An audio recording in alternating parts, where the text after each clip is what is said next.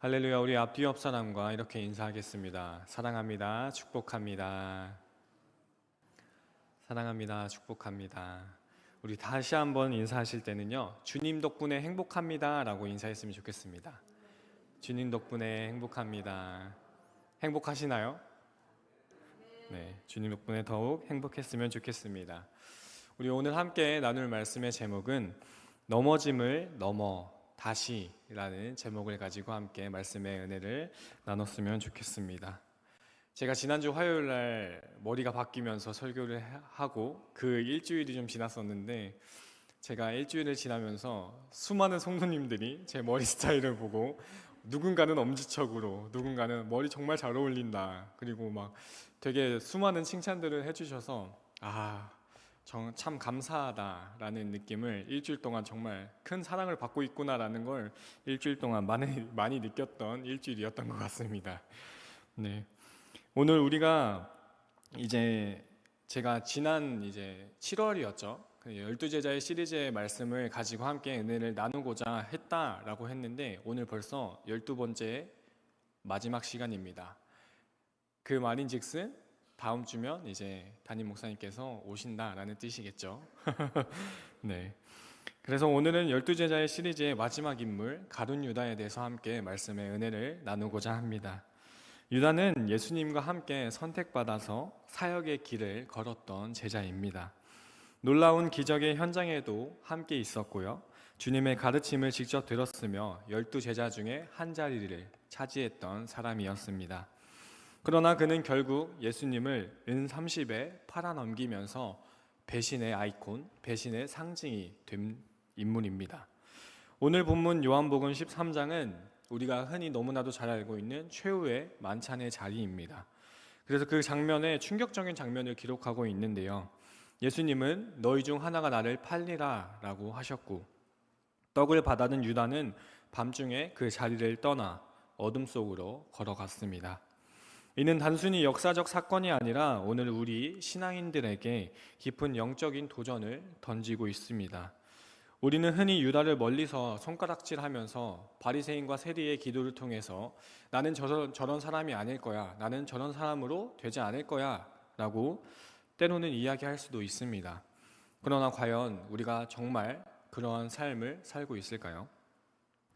우리 마음속 작은 욕심, 은밀한 불순종, 세상을 향한 집착이 쌓이면 누구든지 유다의 길을 걸을 수 있다는 것입니다. 오늘 말씀을 통해 유다의 인생이 우리에게 주는 교훈을 함께 살펴보고, 어떻게 하면 넘어짐을 넘어 다시 주님 앞에 나아가는 제자가 될 수 있는지 함께 은혜를 나누고자 합니다. 첫 번째로는 은혜의 자리에 있었으나 마음은 멀었던 유다에 대해서 살펴볼 수 있습니다.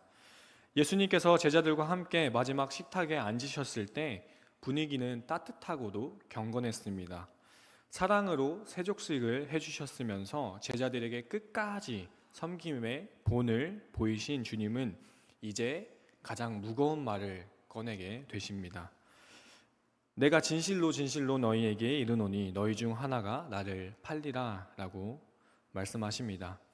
그 순간 제자들의 얼굴은 굳어졌겠죠. 기뻐했을 제자들은 없었을 것입니다. 그리고 서로를 바라보면서 속삭이기 시작했을 것입니다. 누구도 감히 상상하지 못했던 말씀이었겠죠. 은혜의 자리, 사랑의 자리, 주님의 마지막 만찬의 자리에서조차 배신이 예언되었다라는 사실은 우리에게 충격을 주게 됩니다. 이 장면은 우리로 하여금 다시금 신앙의 본질을 묻게 합니다. 나는 진정 주님께 속한 자인가? 특별히 우리가 주목해야 할 것은 제자들 중에 누구도 유다를 의심하는 장면이 나오지 않았다라는 것입니다. 그는 12제자 가운데 똑같이 자리하고 있었고요, 오히려 돈 관리를 맡을 만큼 신뢰를 받았던 사람이었다라는 것입니다. 겉으로 보기에는 전혀 문제가 없었던 제자였습니다. 그러나 그의 마음은 이미 다른 곳을 향해 있었다라는 것입니다. 사람들의 눈에는 드러나지 않았지만 주님은 그 깊은 속마음을 알고 계셨습니다. 그렇습니다. 주님 앞에서는 감출 수 있는 것이 아무것도 없다라는 사실을 기억해야 합니다. 우리는 서로를 속일 수 있고 심지어 스스로를 합리화할 수 있지만 주님 앞에서는 우리의 마음이 낱낱이 드러나게 된다는 것입니다. 그러므로 오늘도 우리의 겉모습이 아니라 마음의 중심을 살피시는 하나님 앞에 바로 서야 할 줄 믿습니다. 이 사실을 늘 기억하면서 주님 앞에 진실하게 서는 우리가 되길 소망합니다. 은혜의 자리에 있다는 것 자체가 우리를 안전하게 지켜주지는 않다라는 것입니다. 예배당에 앉아있다고 교회 일꾼으로 봉사하고 있다고 또는 직분을 가지고 있다고 해서 우리의 믿음이 자동으로 더욱 높아지고 굳건해지지 않는다라는 것입니다. 가룟 유다는 은혜의 자리마다 함께 하고 있었고 그 은혜의 본질을 붙잡지 못했다라는 것입니다. 주님과 함께 걷는 길보다 자기의 욕심을 더 크게 붙들었다라는 것입니다. 결국 은혜의 자리에 있었으면서 은혜를 누리지 못하는 비극에 빠졌다라는 것입니다. 오늘 이 모습은 우리에게 경고로 다가옵니다. 혹시 우리도 때로는 예배에 참여하고 예배를 드리고 기도와 찬양의 입술을 열면서도 마음은 세상으로 향하고 있지는 않은가 우리를 스스로 점검해야 합니다. 그래서 그저 종교적인 행위로 머무르지 않고 주님의 은혜를 진정으로 우리가 누리면서 살아가고 있는가 돌아봐야 한다라는 것입니다. 주님은 우리에게 지금도 말씀하고 계십니다. 너희 중 하나가 나를 팔리라. 그 말씀은 단지 유다 한 사람을 겨냥한 말씀이 아니었습니다. 주님은 모든 제자의 마음을 시험하시면서 묻고 계십니다. 너는 과연 나를 따르는 자냐?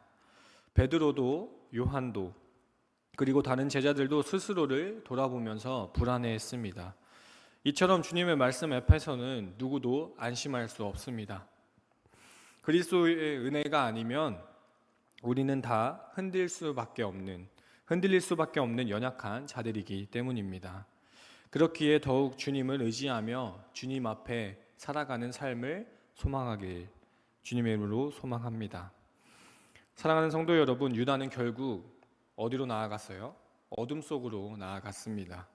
하지만 오늘 우리는 여전히 빛 가운데 계신 주님 곁에 머무릴 수 있는 은혜를 받았습니다. 우리의 마음이 유다처럼 멀어지지 않도록 날마다 성령께 붙들리며 살아가야 합니다. 은혜의 자리에 있을 뿐 아니라 은혜를 깊이 체험하고 붙드는 믿음의 삶을 살아야 합니다. 우리는 겉모습이 아니라 마음 중심이 주님께 향해 있기를, 그리하여 끝까지 주님을 따르는 참된 제자가 되기를 간절히 소망합니다. 둘째로 바라볼 수 있는 것은요, 기회를 주셨으나 회개로 나아가지 못한 유다의 모습을 살펴볼 수 있습니다. 예수님께서는 제자들의 질문에 26절에 이렇게 말씀하고 있습니다. 26절 함께 말씀 보도록 하겠습니다. 예수께서 대답하시되 내가 떡 한 조각을 적셔다 주는 자가 그니라 하시고 곧 한 조각을 적셔서 가룟 시몬의 아들 유다에게 주시니. 아멘. 떡을 적셔 건네는 행위는 사실 단순한 식사의 예절이 아니라 유대인의 문화 속에서 사랑과 친밀함을 표현하는 상징적 행위였습니다. 예수님은 단순히 배신자를 네가 나를 배신했구나라고 지목하신 것이 아니라 마지막 순간까지 이 가룟 유다를 품으시고 회개의 길을 열어주신 것이었습니다. 그러나 유다는 그 사랑을 거절하고 끝끝내 어둠으로 나아갔습니다. 우리 27절 말씀 함께 보도록 하겠습니다. 함께 읽겠습니다. 조각을 받은 후 곧 사탄이 그 속에 들어간지라. 이에 예수께서 유다에게 이르시되 네가 하는 일을 속히 하라 하시니. 아멘. 주님의 은혜의 손길 앞에서도 그는 자신의 욕망과 자신의 욕심과 불순종을 붙들게 되었다라는 것입니다. 그래서 30절에 이렇게 얘기하죠. 그가 곧 나가니 밤이로라 라고 이야기합니다. 결국 유다는 빛 대신에 어둠을 선택한 것입니다. 마태복음 27장은 유다의 마지막을 전하고 있습니다. 그는 은 30을 돌려주면서 이렇게 말씀합니다. 함께 보도록 하겠습니다. 이르되 내가 무죄한 피를 팔고 죄를 범하였도다 하니 그들이 이르되 그것이 우리에게 무슨 상관이냐 네가 당하라 하거늘. 아멘. 은 30을 뿌리면서 제사장들에게 이야기를 하죠. 그러면서 그 제사장들이 그게 너랑 우리랑 무슨 상관이야? 네가 한 거야. 그러니까 네가 그것을 책임져라고 이야기를 합니다. 그래서 유다가 그 말을 하면서 분명 그는 잘못을 깨닫고 뉘우쳤습니다. 그러나 그것은 회개가 아니란 사실입니다. 유다는 죄책감에 사로잡혀 후회했지만 하나님께로 돌아가지 못했습니다. 후회는 단지 양심의 가책일 뿐이지만 회개는 삶의 방향을 돌이켜서 하나님께로 다시금 나아가는 것입니다.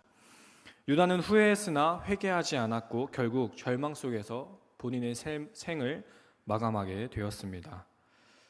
반면에 그 제자들의 삶 속에 반면에 반대되는 삶이 있습니다. 우리가 흔히 잘 알고 있는 베드로가 있죠. 베드로의 삶을 보면 그는 3번 주님을 부인하는 큰 죄를 지었습니다.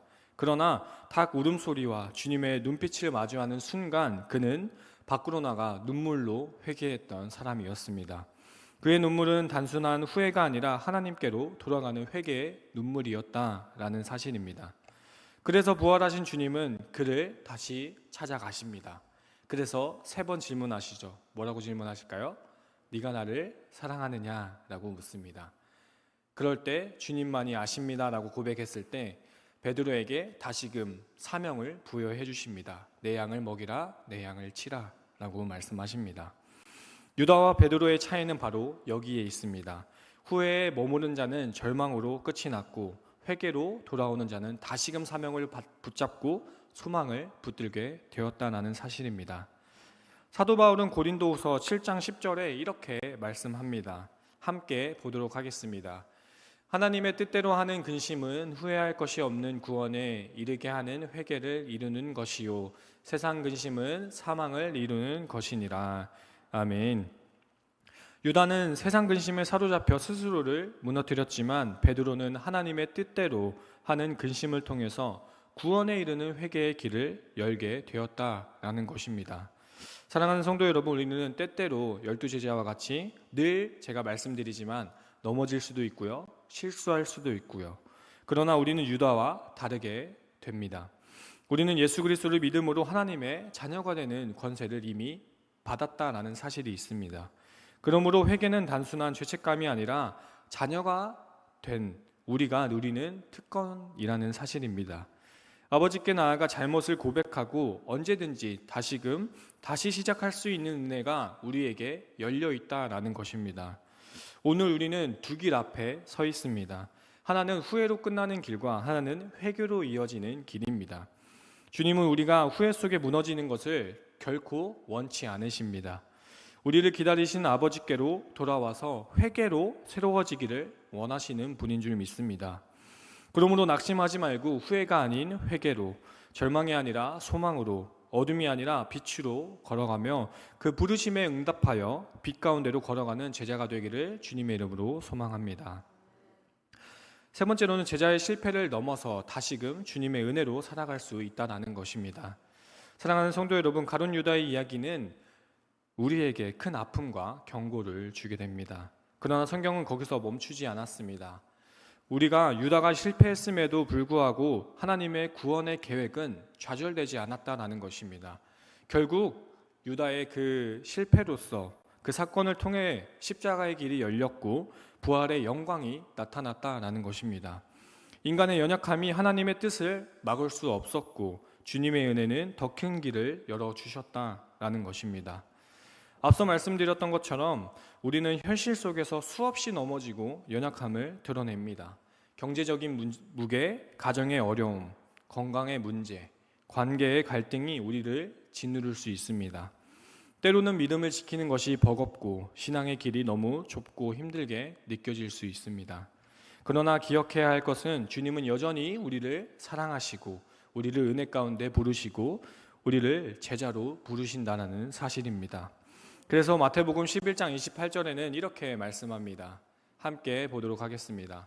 수고하고 무거운 짐진 자들아 다 내게로 오라. 내가 너희를 쉬게 하리라. 아멘.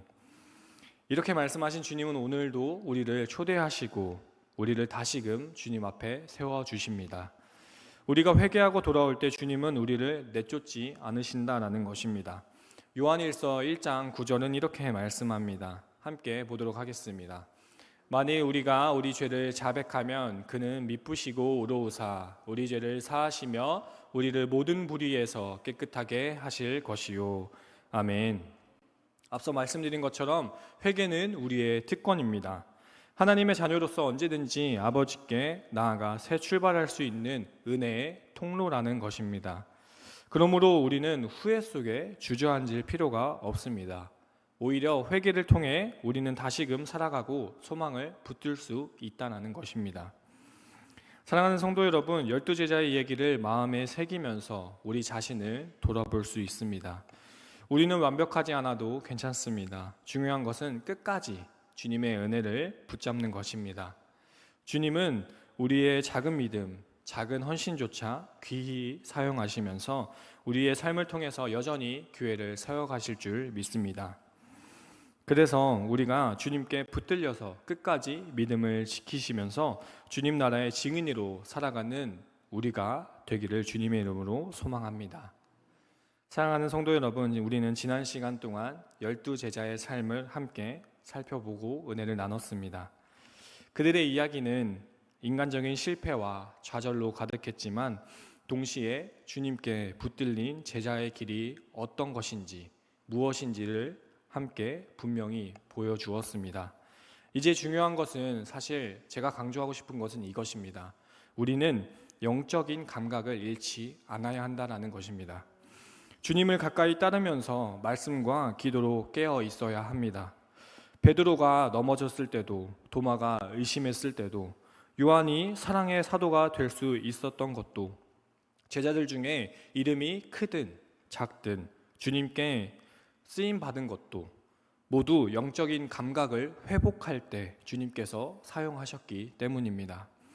사랑하는 성도 여러분, 세상은 우리를 혼미하게 만들고 믿음을 둔감하게 하지만 주님의 은혜 안에 머물 때 성령께서 우리의 눈을 밝히시고 귀를 열어주실 줄 믿습니다.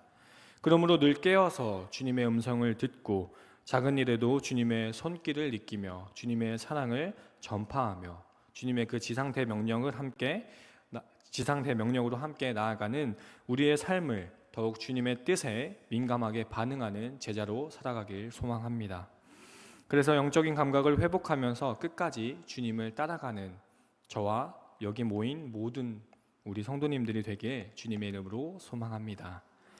함께 이 시간 기도로 나아가길 소망합니다. 이 시간 기도할 때 주님 영적인 감각을 잃지 않고 주님의 음성에 민감한 제자가 되게 하여 주옵소서. 후회로 머물지 않고 회개로 주님께 돌아가는 자녀가 되게 하여 주옵소서. 끝까지 주님께 붙들려 빛과 소금의 제자로 살아가게 하여 주옵소서. 우리 또한 다음 세대들이 다른 세대가 아닌 주님을 아는 세대가 되게 해달라고 기도해 주시고, 하반기 교회 사역을 위해서 JDTS 알바코스 실버스쿨을 통하여서 주님을 알고 전하는 교회 공동체가 되기를, 그리고 얼마 남지 않은 담임 목사님의 안식월을 위해서 성도들과 교회 공동체를 위해서 올림픽파크 포레온을 품고 둔촌동 교회 부지의 그린벨트를 주님의 때에 풀리는 역사가 있게 해달라고, 그리고 공동체 안에 연약하고 아픈 자들을 위해 기도해 주시고, 이 시간 각자가 가지고 나온 기도 제목을 위해서 우리 주님 이름 3번 부르짖고 함께 기도로 나아가도록 하겠습니다. 주여, 주여, 주여.